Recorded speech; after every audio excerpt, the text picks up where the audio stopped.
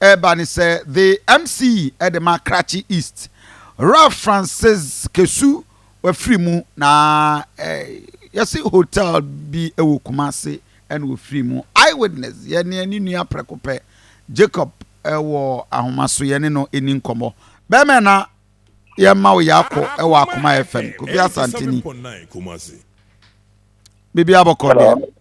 Hello, Oko. I mean, I never got that. I want me. I kind of say, I kind of say, me, we send permission to meet me akasa. Okay. I'm not details. I agree with you. O ma ko boy we send amanya na omumbo na moteye.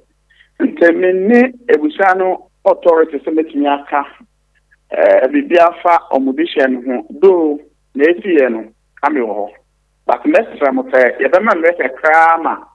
And the statement there. Nanka mo pay account as what happened. I 100% agree with you. But that means now right? Oh, I see, Kafra. Then I can feel how you are feeling now, Kafra. Now, what mean? Because we have spoken to the family, or more organize or more, even to make arrangement. We told says Yamudi Mono, Ako Confanocha by Sabia. We've had confirmation our that Confanocha by Sabia. So, how are you carrying yourself from Enra Abisine?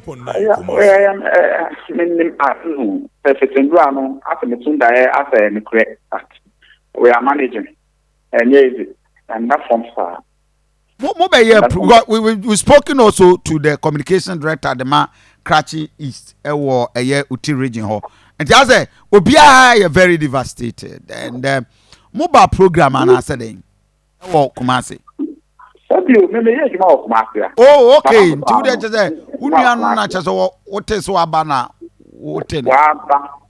Yes. Oh, I see. Oh, no, no, friends who are Kumasi. Obedu da ben.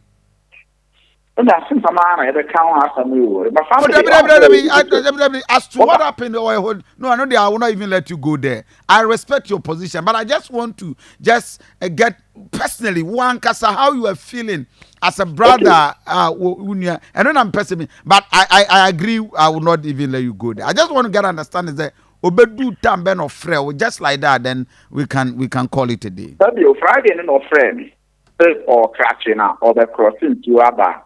By Kumasi. And I met so after the time of time, I'm going to park. And I'm a drink of pompo. And I'm a catching zoo. Make drink of me park. I want famine. And also, good man, oh, let's see that man for family. Nanka my chairman. Say, I want to be so bad and also bad want to be. And I'm say, okay. And say, I want to be in Como want to be Nana, that's me down or Nami drive it. Make quite. To make our friend, the top of the also the Sandy. And Sunday, no, my friend Anapa, that's nice. Namija, and I'm so missing most say. If you are Wasamfa, crash one more to them back. The one having an agreement take the junior in shall found. And the 19 and crown the Duffy, now may cause me a Shawaka Crana, may move before Bellita, maybe I'm more what I'm bano.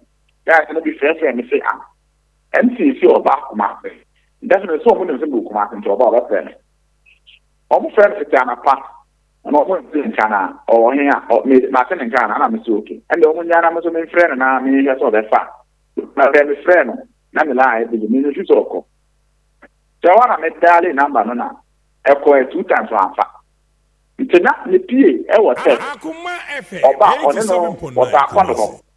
And I'm the PA in the business. Now, yes, who bought our back Kumasi? What's in Ghana?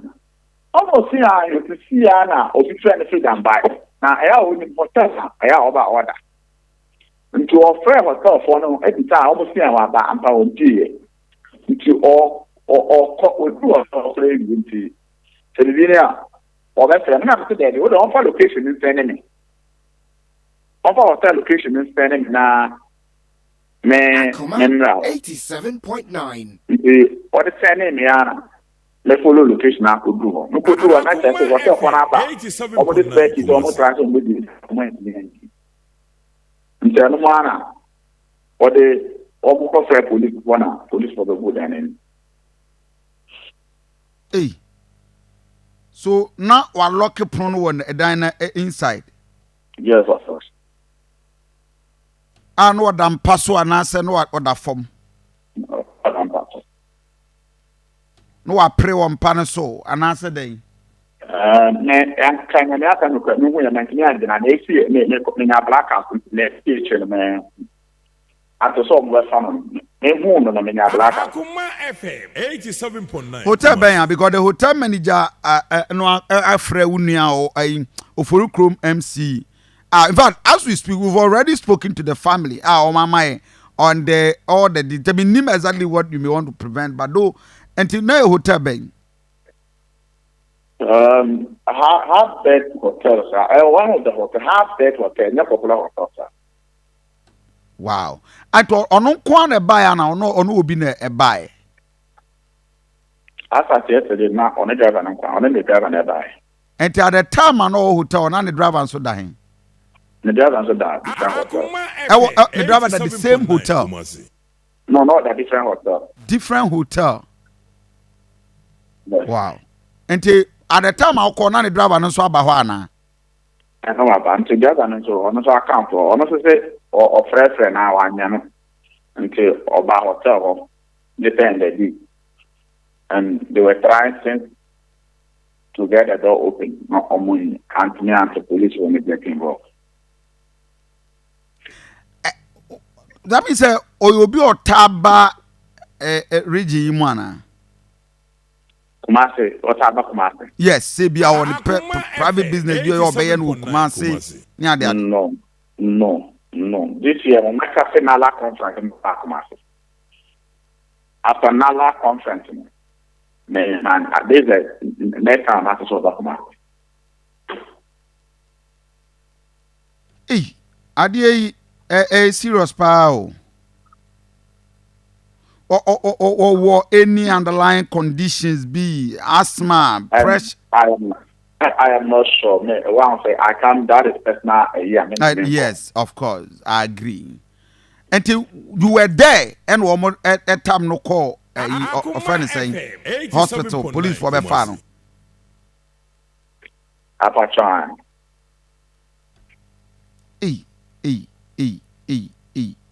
But this is serious, my brother. So when Francis Kisu, I mean, we'll be on name in a kakra. A movie, we've just heard the name as MCE, but answer the name in the paper.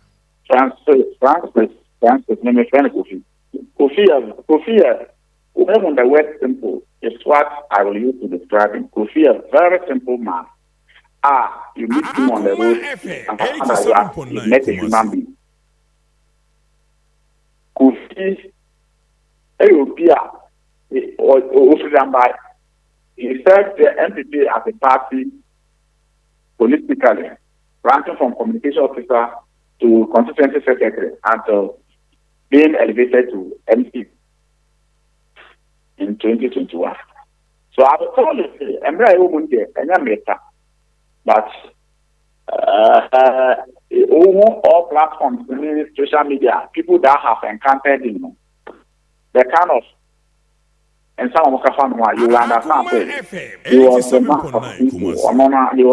He was the best person that ever happened to people when you encounter him. A very simple, nice guy. Wow. Such a good man will die. Good men don't last. Oh, good man. My brother, and I'll pay. I am more than worried because said you will see describe this young man and someone man for me no more dinko more can find he appears to be a good man. Akoma FM 87.9 Kumasi. Rather come home. Rather come home. And currently as we speak, what abusiano obianya more like odaso awo konfanoche they are here to convey him back to OT region. Yes, so it will be the decision of the family and government. What do you feel saying? That I don't have it of it. A way a personal details I want to go there. Very soon. But I want to believe so. Why you want ma? Akoma FM 87.9 brother, Kumasi. May the Lord be with us all. Thank you. Mr. Vohaya Akoma 87.9 FM. A sad story from Uti region. And ironically, it's your Asante region. You can't even understand it. And this is bad. Very, very bad. Obolo? Kofi. Asemo. One car birthday. Kofi. Enya mintimenya hwe. Na but Kofi Areko say BBCSC. Good men don't last. Yes, but ade amement tiase wo ho kakra ne say Akoma FM 87.9 Kumasi. Ana wakubuku e bia hotel. Ade na driver no so na the same hotel who No, normal. Oh, Kofi ni normal. No. You are not an executive person, so you will not understand these things. Oh, but Bolo, you are talking from up and down point of view. Talk from big man point of view. Big men don't necessarily and always sleep with their drivers at the same hotel. It's common. Kofi ebetima ba say bia the same hotel no. Ye wo level sir. Enya level asem. Kofi me ba the same hotel no. Ye wo ebia baby wo fan nko na wo. Ane wo baby AC wo. No. It has nothing to do with